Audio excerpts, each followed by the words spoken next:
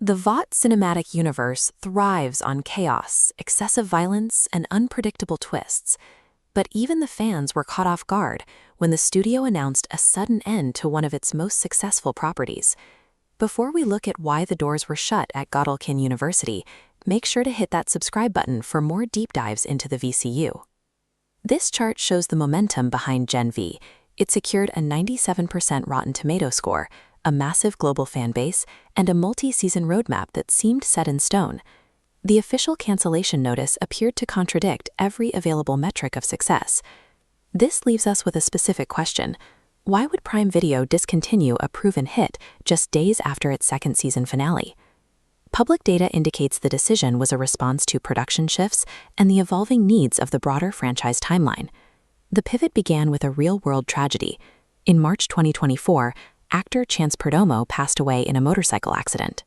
The loss deeply affected the cast and halted production immediately, forcing the showrunners into a significant delay to reevaluate the show's future. Writers faced a logistical challenge, as they had to scrap and restructure entire episodes that were originally centered on Perdomo's character, Andre Anderson. This line graph shows the impact of that delay. While Season 1 maintained strong viewership momentum, the second season experienced a measurable drop-off as the gap between releases widened. Franchise showrunner Eric Kripke recognized that the dual show format was becoming increasingly difficult to manage under these new constraints. Kripke expressed concerns about timeline fatigue, the risk that asking the audience to keep up with two overlapping series would eventually exhaust the fanbase. The combination of behind-the-scenes loss and shifting viewership data led the studio to change their long-term strategy. To manage the transition, the writers utilized the Season 2 finale to act as a definitive narrative conclusion for the Godolkin chapter. The finale featured a brutal culling at the university, orchestrated by Hamish Linklater's character, Dean Cypher. Rather than ending on a traditional cliffhanger, the massacre served as an ultimate test of survival for the students. The survivors, Marie, Jordan, Kate, and Sam, emerged from the conflict to find their storylines integrated directly into Starlight's resistance movement.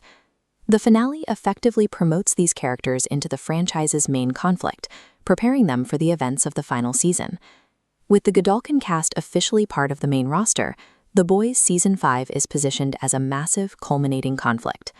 Closing the Gen V storyline also clears space in the production budget and the timeline for new areas of expansion. The next major project in this slot is Vought Rising, a prequel set in 1950s Los Angeles, starring Soldier Boy and Stormfront.